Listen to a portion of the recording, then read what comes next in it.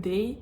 Today we will be interviewing Miss Isa Gallardo, a nurse from Las Vegas. She's been working there for about 10 years plus. Miss Gallardo, how was your experience living or working abroad? My experience working abroad is mahirap, lalo pa na nahihiwalay ka sa mga pamilya mo, sa mga anak mo. Malungkot na masaya kasi nabubuo mo yung mga pangarap nila. Yung mga mapapag-aral mo sila, makakapagpadala ka ng pera para makapagpagawa kayo ng sarili nyong bahay balang araw. And mahirap kasi nag-iisa ka dito, yung lungkot na hindi mo sila kasama, na lumalaki yung mga anak mo na hindi mo sila kasama. Masaya kasi mas malaki ang kita, mas madaming pera, pero yun nga, yung time hindi mababalik, na hindi mo makikita ang lumaki yung mga anak mo. Pero ano naman bang mangyayari kung magkakasama kami sa Pilipinas kung di naman sila makakapag-aral at hindi makakakain? Kasi mas maraming opportunities dito sa Amerika kesa sa Pilipinas. Dito sa Amerika, wala silang age discrimination. Hindi kagaya sa atin, may age discrimination. Thank you for that. For our next question, Miss Gallardo, would you rather live in the Philippines or live in abroad, and why? Siguro pang retirement is the Philippines. Mas okay ako doon ng ganun. Pero kung kunyari abroad, parang for me parang ang abroad is, ang Amerika ay parang makakaipon ka lang. Kasi iba ang saya sa Amerika, ibang saya sa Pilipinas.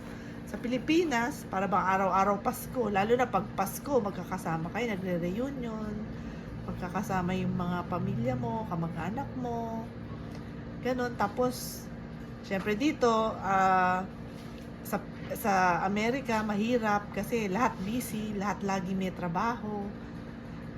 Magte-take time ka lang talaga o na makipag-get together minsan pag Pasko, ganun, kasi syempre kailangan mo rin naman mag-break paminsan-minsan. Pero kung ako, retirement wise, Philippines. But if bata ka pa and kailangan mo pa mag-ipon para sa mga anak mo and sa pangarap nyong bahay at ano pa, magtatrabaho sa Amerika para makaipon.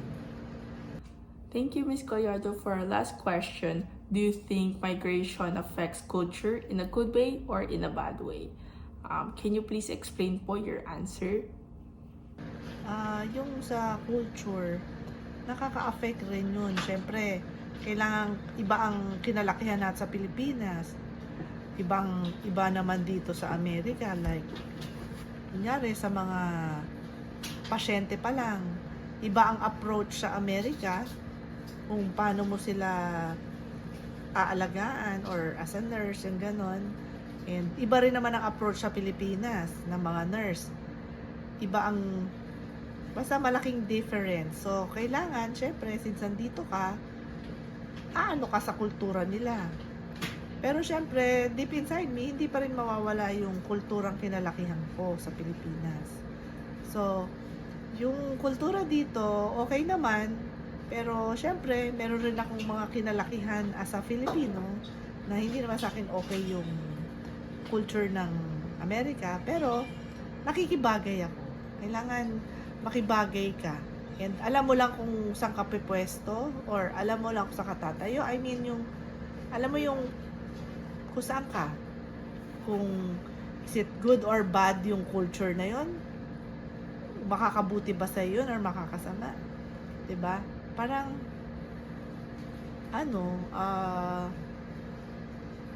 kung susundin mo, syempre, kung nasa Amerika ka, you should follow the culture of the Americans.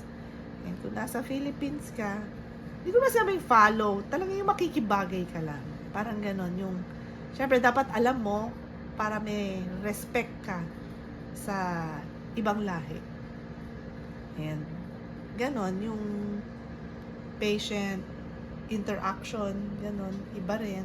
Siyempre, kailangan alam mo yung mga, kunyari, yung lahi nila or yung religion nila, ire-respect mo sila doon, kung anong kinakain nila or hindi nila kinakain, kung paano mo sila approach. Meron pa nga mga religion dyan na hindi mo sila pwedeng tignan ng eye to eye pag nagsasalita ka. Meron namang religion na kailangan eye to eye kang tignan. Or meron silang culture na mga ganyan. Di lang religion, culture din. Parang ganun. Thank you for participating, Miss Gallardo, and thank you for your time. This is our interview.